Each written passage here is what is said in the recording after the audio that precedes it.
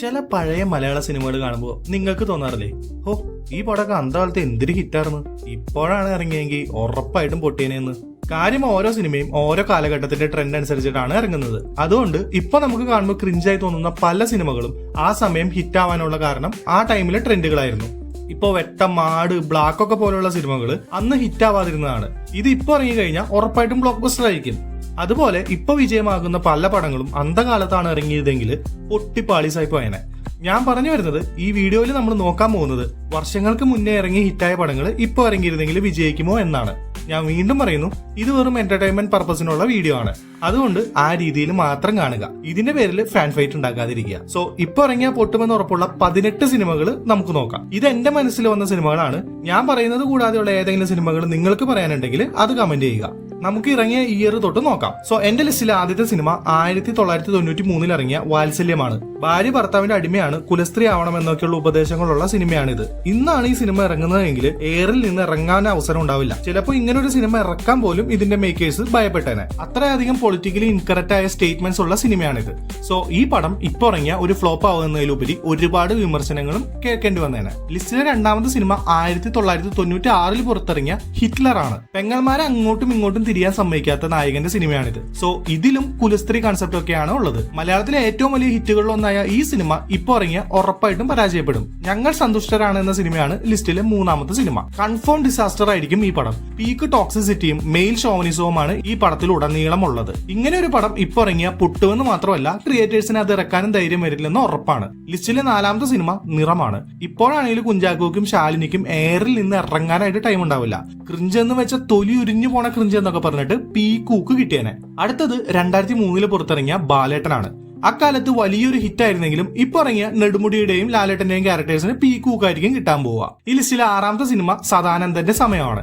അത്യാവശ്യം കോമഡികളൊക്കെ ഉണ്ടെങ്കിലും ഈ പടവും പൊട്ടും. തുടക്കത്തിൽ സദാനന്ദന്റെ വിശ്വാസങ്ങളൊക്കെ ശരിയാണെന്നും പിന്നീട് അതിലൊന്നും ഒരു കാര്യമില്ലെന്നൊക്കെയാണ് ഈ സിനിമ പറഞ്ഞു വെക്കുന്നത്. അതായത് ഒരുമാതിരി രണ്ട് വെള്ളത്തിലും കാലിടുന്ന അവസ്ഥ. ഏഴാമതായിട്ട് വേഷമാണ്. കൺഫേം ഡിസാസ്റ്റർ ആയിരിക്കും ഈ പടം. എങ്ങനെ ഒരു കുലസ്ത്രീ ആകാമെന്നുള്ള ഉപദേശ ക്ലാസ് തന്നെയാണ് ഈ പടം. ആണുങ്ങൾ ചെയ്യുന്ന തെറ്റുകൾ അതിപ്പോ പരസ്ത്രീ ബന്ധമാണെങ്കിൽ പോലും ക്ഷമിക്കണം, പ്രത്യേകിച്ച് നായകന്റെ അനിയനാണെങ്കിൽ. ലിസ്റ്റിലെ എട്ടാമത്തെ പടമാണ് രാപ്പകല്. ഇതിന്റെ കട്ട്സ് വെച്ചിട്ട് മമ്മൂട്ടിക്ക് ഇപ്പോഴേ ഊക്കുണ്ട്.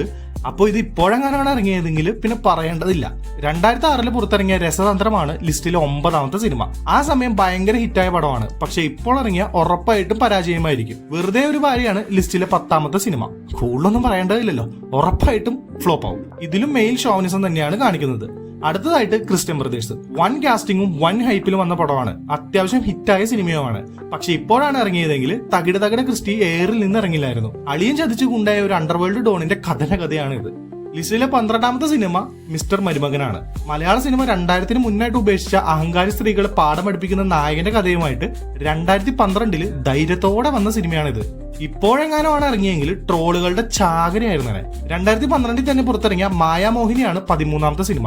ഇജാതി ഡബിൾ മീനിങ്ങും വൾഗർനെസ്സുമുള്ള ഈ സിനിമ റിവ്യൂവേഴ്സ് ഫസ്റ്റ് ഡേ തന്നെ വലിച്ച് രണ്ടായി കീറും. ഇത് ആ കാലത്ത് വിജയിക്കേണ്ട ഒരു സിനിമയല്ല, പക്ഷെ ദിലീപ് പെണ്ണാവുന്നു എന്നൊരു ഫാക്ടർ ആയിരുന്നു ഈ സിനിമയുടെ യൂണിക് സെല്ലിംഗ് പോയിന്റ്. അടുത്തത് കമ്മത്താൻ കമ്മത്ത്. അധികമാരും കണ്ടു കാണാൻ ഇടയില്ലാത്തൊരു സിനിമയാണ്. പടം പക്ക അപരാധമാണെങ്കിലും എങ്ങനെയൊക്കെയോ ഹിറ്റായി. ഇപ്പോഴാണ് ഇറങ്ങിയതെങ്കിൽ ട്രോളുകളുടെ ചാകര തന്നെ വന്നേനെ. വെറുതെ വന്നു പോയ ധനുഷിനും കിട്ടിയേനെ കുറച്ചു നോക്ക്. അടുത്തത് വെൽക്കം ടു സെൻട്രൽ ജയിൽ. ഈ അപരാധ പടം 2016 പോലും ഹിറ്റ് ആവേണ്ടതല്ല, പക്ഷെ ഹിറ്റായി. ദിലീപിന്റെ പീക്ക് ടൈമിൽ ഇറങ്ങിയതുകൊണ്ട് മാത്രം ആളുകൾ കയറിയ സിനിമ. എപ്പോ കണ്ടാലും TV ഓഫ് ചെയ്ത് ജീവനും കൊണ്ട് ഓടുന്ന ഈ സിനിമ ഇപ്പൊ ഇറങ്ങി കഴിഞ്ഞാൽ തിയേറ്ററിൽ പിന്നെ ഒരു സിനിമ കാണാനായിട്ട് സമയമെടുക്കും. കാരണം തിയേറ്റർ എല്ലാവരും കൂടി തല്ലി പൊളിക്കുമല്ലോ. ഈ ലിസ്റ്റിലെ 16ാമത്തെ പടമാണ് ചങ്സ്. ഡബിൾ മീനിങ് ജോക്സിന് ഒരു പഞ്ഞവും ഇല്ലാത്ത സിനിമ.